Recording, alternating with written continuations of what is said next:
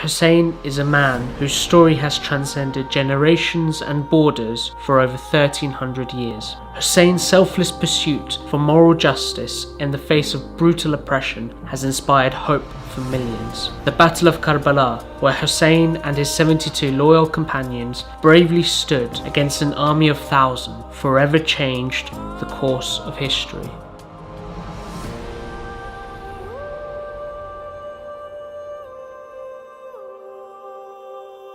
Hussain was born in 626 AD in the city of Medina to the noble family of the Prophet Muhammad.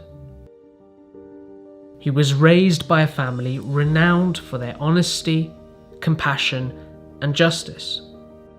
He was revered and celebrated by people from different walks of life. Every lover of truth and every lover of justice loved Hussain alayhi salam. And this, no doubt, began way back while they were in the holy city of Medina. The values that he adopted as a child were the values that he learnt as he grew up. And he grew up in the holiest of houses. He grew up with his grandfather, the Prophet. As a young child, Hussain witnessed his grandfather's struggle to establish a morally just and compassionate society. They embraced a very sincere life, a very humble life. They prioritized charity, giving, and working to improve the societies they were in. Arabian society was plagued by violence and corruption. Muhammad's rise and the advent of Islam eradicated much of this injustice, and the people had widely adopted a moral way of living. In 632 AD, the Prophet Muhammad passed away, devastating a young Hussain. What followed after would impact Hussain in ways he could not yet comprehend. Shortly after the Prophet's death, the leadership of the newly formed nation fell into dispute. Divisions amongst the people emerged, and a violent power struggle fractured the nation for over 30 years, which led to a lengthy civil war between Hussein's father, Ali ibn Abi Talib, and Muawiyah. Muawiyah, who was originally from a tribe or clan which had in the early years opposed the Prophet's message and Islam, took power. Started off in his power base in Syria, in Damascus. Ali ibn Abi Talib was assassinated, and Muawiyah assumed full control. Choosing to avoid further conflict, Hussein's elder brother, Hussain, made a treaty with Muawiyah, which would prevent Muawiyah from passing on rule to his son, amongst other things. These clauses of the truce were basically violated, and the ultimate expression of that violation was the actual assassination of Hussain himself around 10 years after that. Having violated the treaty, Muawiyah allowed his son Yazid to take over the power. Yazid was widely regarded as a tyrannical and cruel narcissist who wanted to rule with an iron fist. Yazid sought the allegiance of Hussain to cement his claim to power and gain credibility. One of the needs, one can say, of an oppressive regime is the need for legitimacy. And the important sources of that legitimacy has to come from prominent members of the society who are respected for their high morals to support them. Having witnessed years of injustice and the steady moral decay of his society, Hussain knew he had to draw a line with Yazid to prevent the total collapse of the nation to the hands of a despotic tyrant.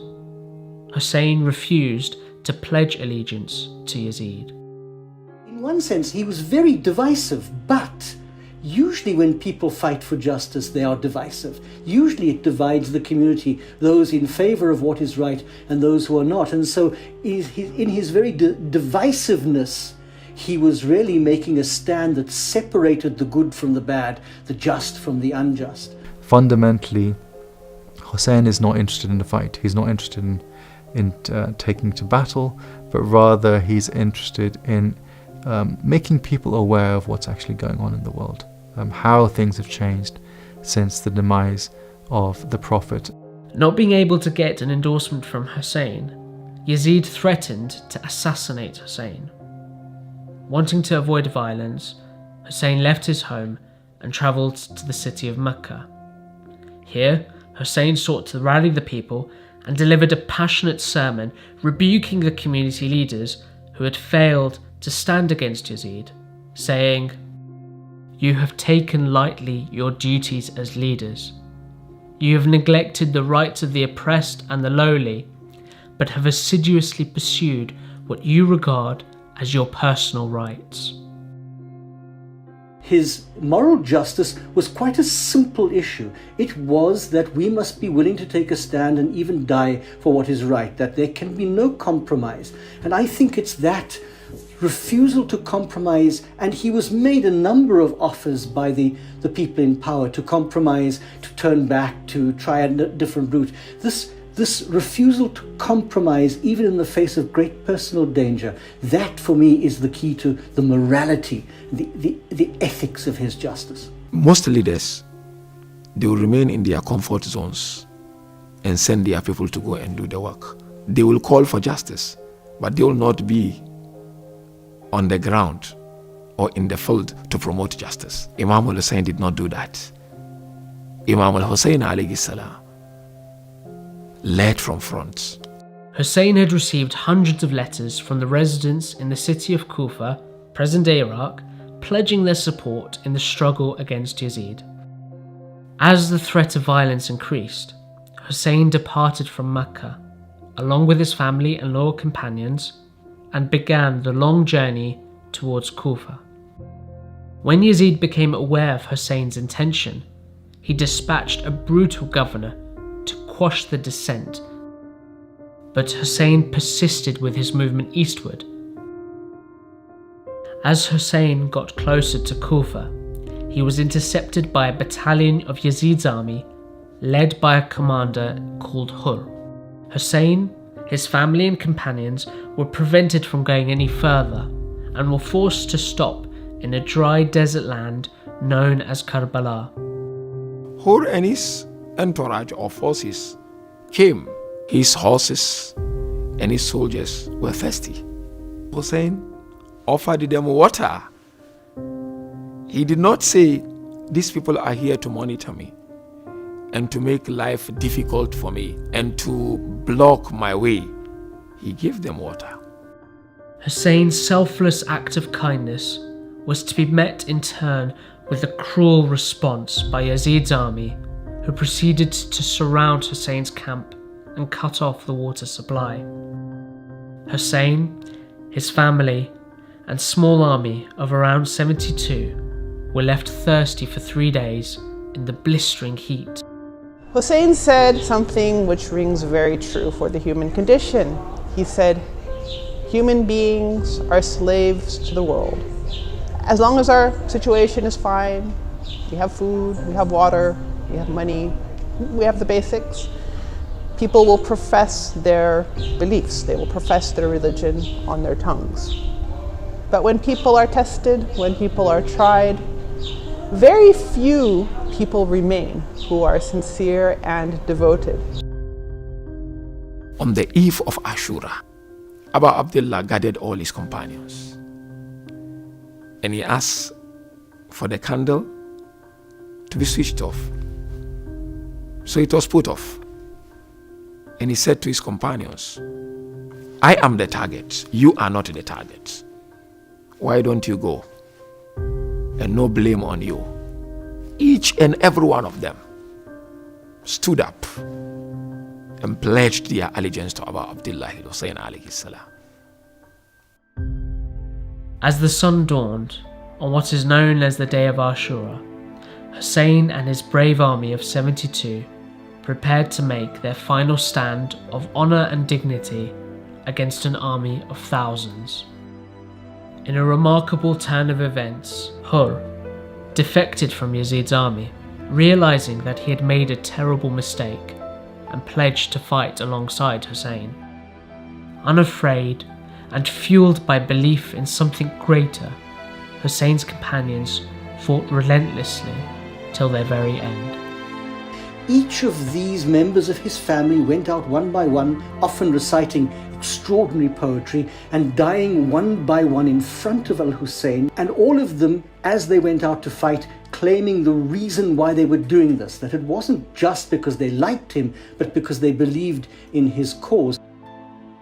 In the heat of battle, and despite witnessing the horrific killing of his close friends, Hussain would be heard praying for his enemies, hoping they'd cease partaking in this atrocity. One after the other, Hussain's closest family members were slain in battle as they fought heroically, with each member of his family killed in front of him, including his beloved sons, nephews, and brother. Hussain would rush valiantly into the battlefield to aid them in their last moments. None was spared, not even Hussain's 6-month-old baby, Ali Asghar.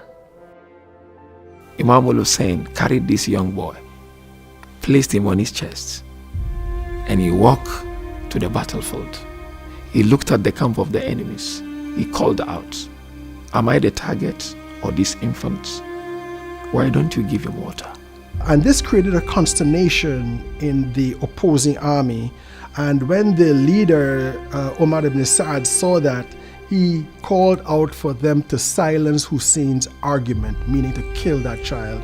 And so one very evil soldier, whose name was Hormala, took a 3-pointed arrow and fired at the child and ripped the child's neck apart in the arms of the father. He was now completely alone. Everyone else was gone except for the woman in the tents, and they were being threatened. And I think that in the end, it was his utter exhaustion from fighting almost single-handedly that helped to hasten his end, and the fact that he was now surrounded by a superior number. Up until the last breath he had, in the midst of all of this, he never lost hope. Some of the reports from the soldiers fighting against Hussain, when they saw him pass by in front of them on his horse fighting them, they said they never saw a person who had lost so much, his dear ones killed in front of him, facing insurmountable odds, covered with blood, but at the same time being so peaceful and so glorious. Carrying his lifeless infant alone, Hussain returned to his camp to bid a final farewell to the women and children of his family. Unbroken and unafraid, Hussain charged valiantly for the final time towards the enemy and fought majestically till eventually he fell from his horse. They started attacking him left and right.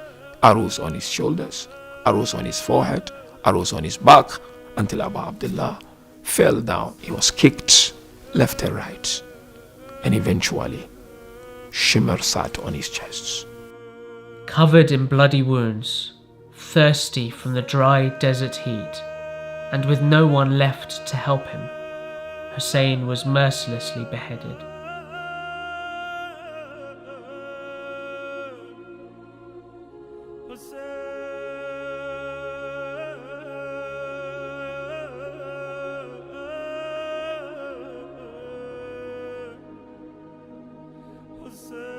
After the killing of Hussain, those who'd been killed were beheaded. The tents of the women were burnt. The women were taken as prisoners. The texts tell us that the women and the children were transported in a very brutal manner to the various leaders of the time, first of all to Kufa and then to Damascus, where they were humiliated and interrogated. But of course it is the lady Zainab who cannot be separated from her brother, who keeps all of this alive and begins to retell the tale. And so it's a terrible time, and it's the beginning of something absolutely wonderful.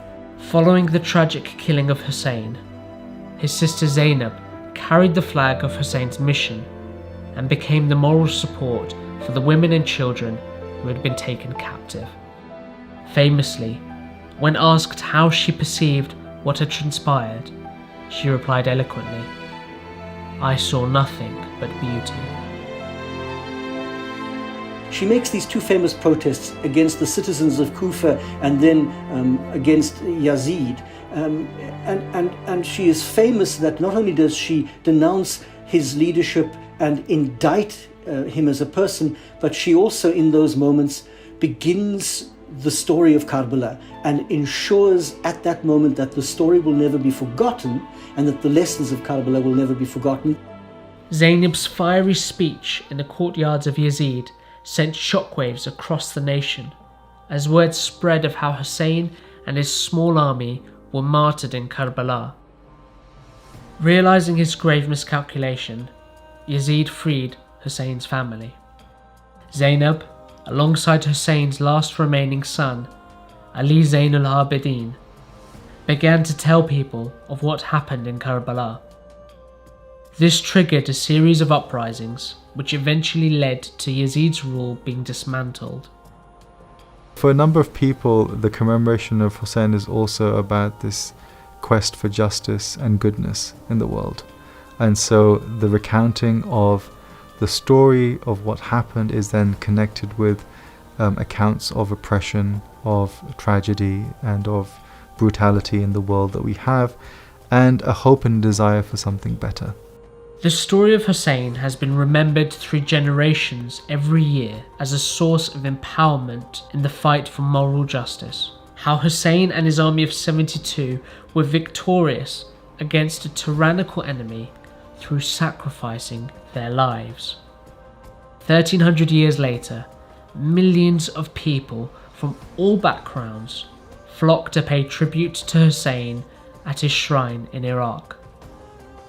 Every time we stand up to fight and we are prepared to sacrifice everything for truth, we are like Hussain. The reason why people can aspire to be like Hussain is because he transcends religious borders and political borders. Justice is a human thing. All human beings, even non-religious human beings, are bound by justice. The revolution continues. We have to create now a Hussaini society, which is a society of justice and a society of brave people, who are not afraid of fighting for truth.